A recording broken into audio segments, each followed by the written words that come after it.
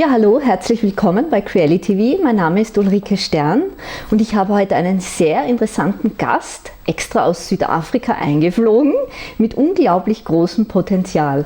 Hello, Mike Tellinger. Hello, Ulrike. Wie geht's? Danke. Oh, you speak German. Ja, sehr gut. Wonderful.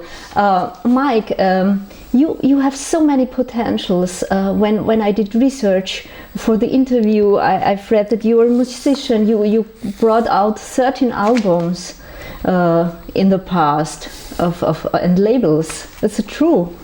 Yes, my life started out as a musician. Yeah. My mother was an opera singer, and I always grew up in the music circles. So for most of my life, until I was about 28 years old, I always thought I would be a musician. Cool. I grew up, went to school, even when I went to university to study pharmaceutics, I was mostly involved in the world of music, arts, theatre, performing theatre. I did musicals, I did television, I had a band, we played extensively, we had several hits on the charts in South Africa. So it was always very clear to me that my life was going to be in the music direction. Until 1986 in Los Angeles, when we recorded an album with my partner, Russell Sterling. We had a band called Sterling and Tellinger.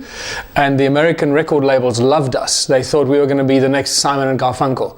In the 80s, there was a cultural boycott against South African musicians, but specifically against white South African musicians, not black musicians. During the 80s, I didn't understand what was going on because I was just a young musician singing songs against the government and love songs and general, pop songs with a message. I didn't realize what was happening then. Only much later I realized that it was a cunning move by the elite to prevent the musicians from spreading anti-establishment sentiments across the world. It was a spectacular move, and it just shows you how low and how devious the global elite are, and they are very, very knowledgeable about what to do to prevent an uprising. Mm-hmm. And I discovered a quite interesting potential in our potential maps. Also wir für unsere Zuseher, wir haben ja diese Potenzialmappen hier, wo wir im Rahmen eines Kurzworkshops, dauert 4,5 Stunden, nennt sich Creality, die Potenziale der Menschen generieren und einsammeln. Und Mike hat hier hereingeschrieben beim Kapitel Ressourcen, dass ancient artifacts. You're having ancient artifacts. What about this? I have weapons of mass destruction. Really? in my museum. Oh. Futuristic weapons from the past. You can vaporize us, everyone. Exactly. Oh, yes. Nice. I'm not joking when I say that, because I truly believe that the invasion of Iraq had a lot to do with the tools and artifacts and the ancient artifacts that were in the Baghdad Museum.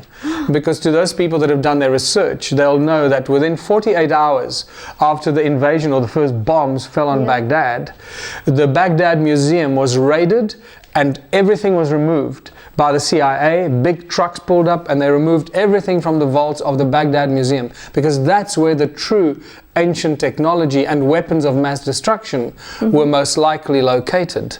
Oh, wow. And I know this because I've identified some of that technology, and this is why I suppose so many people around the world find my research into ancient civilizations so interesting, because I've really shown how the ancients used technology and what kind of technology they used, that it's all based on sound, resonance, frequency, and Caesar beam technology as opposed to laser technology, how they used sound to generate incredible amounts of energy, and how they used sound to levitate, the kind of tools they used, specifically the cone-shaped tools that I've brought to the attention of the scientific environment around the world.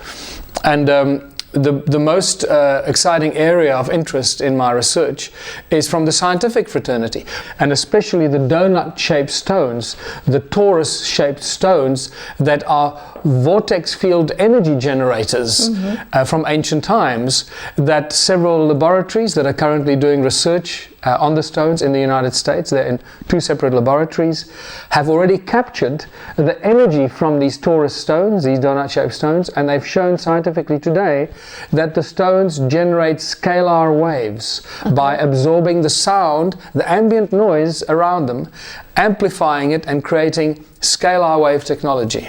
And a little bird told me today that you're also building a museum in South Africa. Yes, yeah. And you will have all this stuff, maybe? Well, I already have a museum, but it's a very, very basic museum. Okay. It's basically a converted double garage with some display cabinets, but I need to build a proper, beautiful museum that becomes a global attraction because the tools and artifacts are unique. They are priceless. There's only one of a kind, and they are very, very explicit examples of ancient advanced technology, and it's all to do with sound, resonance, silicon-based technology, silicon and quartz-based technology. Okay. So if we go into the whole Ubuntu theme, I want to read a little citation from Captain Picard from Star Trek, what he see. Also das hat Captain Picard gesagt in Star Trek Nemesis zu einer Astronautin aus der Vergangenheit.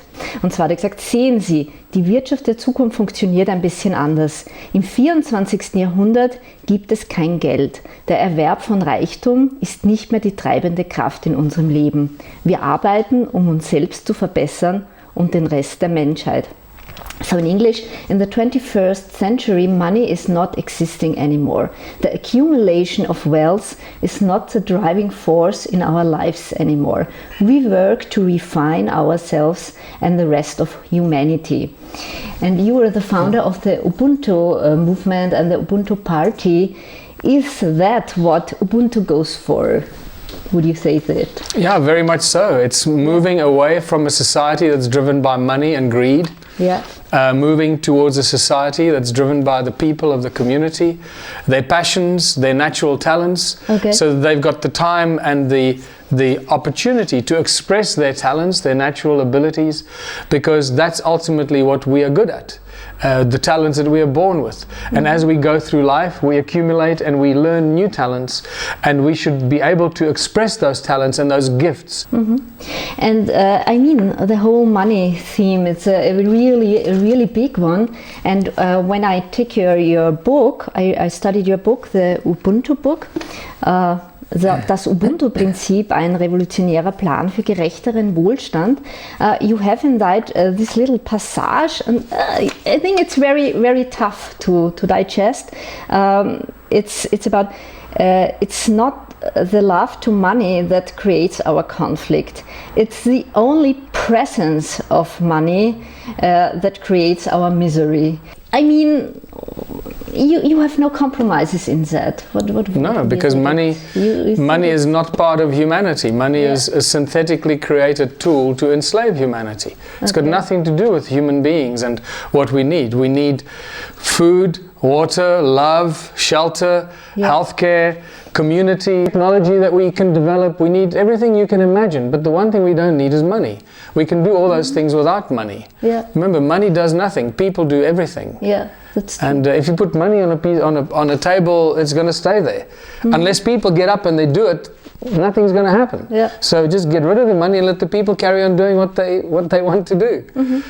So we are now in a kind of area where we are still in that structure. I mean, we need money. Most of us, if we have a good life, we need money now to survive because that's how the system was created. So we need to find a way to get out of the system into a new social system where we no longer need money, and that is what many people think is an unachievable situation because they can't imagine how to get from here to there. Well, in the Ubuntu workshops, and if you read what's on the Ubuntu website, I show people very easily and how easy it is to get from where we are today to where we want to go, a world without money. A Welt ohne Geld, right? But what can you suggest for the people to go over that inner conflict where you think, okay, you have to kind of love money to attract it because we need a lot to build new infrastructures. We need a lot of money. Well, it's a process. It's a journey that you have to go on. You can't do it in a second. Yeah. Well, I must say that some people get it very quickly. Some people, you tell them we don't need money, and they go, yes, I know we don't need money, we just need each other. And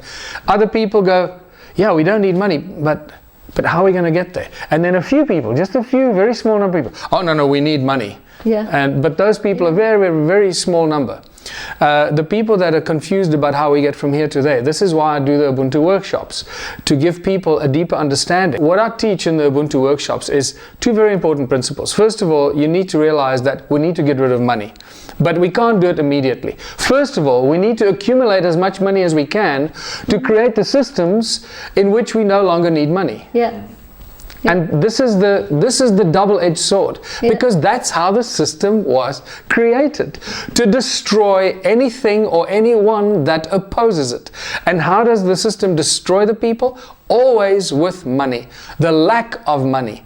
You'll notice that all the movements in the world that oppose the money system, that oppose the global banking elite, they are always destroyed and defeated because they don't have enough money. So that is really important. So people that jump up and down, all those bleeding hearts out there, they say, you must do what you preach and do all this without money. They are disillusioned. They need to realize that we need so much money. I call it the FU money factor, to be slightly rude on your TV show, right? But because when we have so much money that we can do whatever we want, that's when we overcome the beast. Because that's where we can create the situation where we no longer need the money. And this is really important. This is why the Ubuntu movement, as a philosophy, an ancient philosophy and wisdom of what it is to be human and how we behave as living, breathing human beings in total harmony with Mother Earth and the nature around us, and how we extend that feeling of humanness into our immediate environment, how we interact with that environment in this capitalist model, and how we bring it back towards an environment of unity consciousness, of resonance, of harmony, unity, and abundance for all on every level imaginable. We've got to support these activities on a political front. And this is where the Ubuntu Party becomes a very powerful tool and an instrument to create a platform to allow this philosophy to inject a seed of consciousness into the political beast. It is impossible for that system to survive once Ubuntu and contributionism has taken a hold of even one tiny little community.